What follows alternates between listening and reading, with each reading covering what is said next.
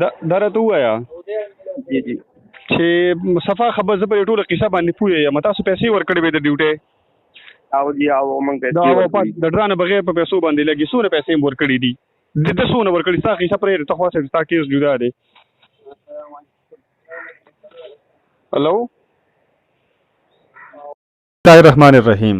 د خیبر ترجمان ټلویزیون قدرمنو کتونکو السلام علیکم. سنگر خان ما د نهم لسم امتحانونه شروع دي په خیبر پښتونخوا کې. پرون د 400 ضلع د شیرپاو په علاقه کې په حیات شهید سکول کې یو انویجیلیټر د چا نامه چې زکریا ده د عمرزو اوسیدونکی دی او په عمرزو کې په یو پرایمري سکول کې استاد هم دی. هغه باندې د جعلي ډیوټۍ په کیس کې د دفعه 419 او 420 د لاندې هغه گرفتار شوی دی. زه په دې سلسله کې تللی یم د عمرزو تاڼې ته. ما چې نور کوم معلومات ترلاسه کړي دي نو هغه ستاسو سره شریک کوم. په دې کې زما د دې زکریا ملګری دی، د هغه نامه عزیر ده. د هغه سره خبرې شوي دي. زکریا له دا ډیوټي عزیر راوړې ده او بیا عزیر له ډیوټي په بورډ کې فیصل نومي کس لګولې ده او د عزیر مطابق دغه فیصل د ده نه پیسې هم اخیست. اول دا سره د عزیر دا خبرې واورئ، زما ورسره په ټلیفون څخه خبرې شوي دي، دا واورئ او بیا د دغې لپاره ما بیا د پېښور بورډ ډیپټي کنټرولر یونس صاحب سره خبرې شوي دي. هغه څه وایي د دې واقع په باره کې، دا ټول حقیقت را سره وګورئ. قدرمنو، دا وخت موږ سره د پېښور بورډ ډیپټي کنټرولر یونس صاحب موجود دی. د هغوی نه اورو چې په دغې خبره کې څومره حقیقت دی، آیا پیسې په حقیقت کې په بورډ کې ورکړل شوي دي، ډیوټي لګېدلې ده که نه، دا په بورډ باندې الزام دی. یونس صاحب دغه هلک وایي د زکریا ملګری عزیر وایي چې یاره مونږ په بورډ کې پیسې ورکړي دي او زمونږ ډیوټي لګېدلې ده او هغه د بورډ یو امپلایي دی، فیصل نوم یادوي. نو تاسو دغې ته څنګه نظر سره ګورئ؟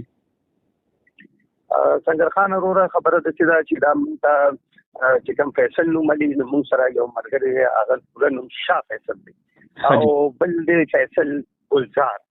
دا نوم خو دې انکمپلیټ اخلي او دا په بورډ باندې اسې الزام دی. دا ماشاءالله ډېر ښه هلکان دي، ښه ایماندار دي او داسې کېدی نه شي چې هغوی به یو بوګس آرډر جوړوي. که هغوی په غوښتنو سم اوریجنل آرډر به یې ویشتی نو دا بالکل ټوټلي په بورډ الزام دی. دا غلطه خبره دی.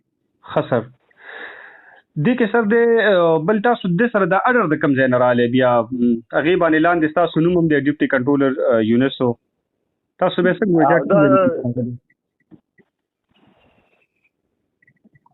اواز درځي؟ جی جی سر، تاسو اواز درځي چې دا خو زمونږ چې کمپیوټرایز سیسټم دی، مونږ دا سیسټم نه هم ویریفای کوو. دا فیک دی. دا فیک دی. د بورډ نه تاسو وایئ چې لکه داسې قسمه څه دغه نه شي وتلی، دا د چېرته کې بهر جوړ کړی دی؟ آی ډونټ نو، خو لکه زه دا ویم چې دا د بورډ په ریکارډ دا لیټر نشته چې دا کوم آرډر د سره دی.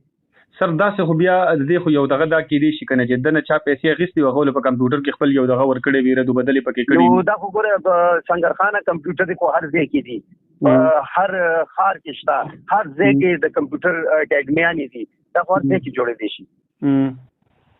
خو لکه د بورډ چې کوم اوریجنل ریکارډ دی، کوم ځای نه آرډرز وشي، دا هغې نه ویریفای شو، ځکه دا فیک کنسیډر شو چې زموږ په ریکارډ داسې شی نشته.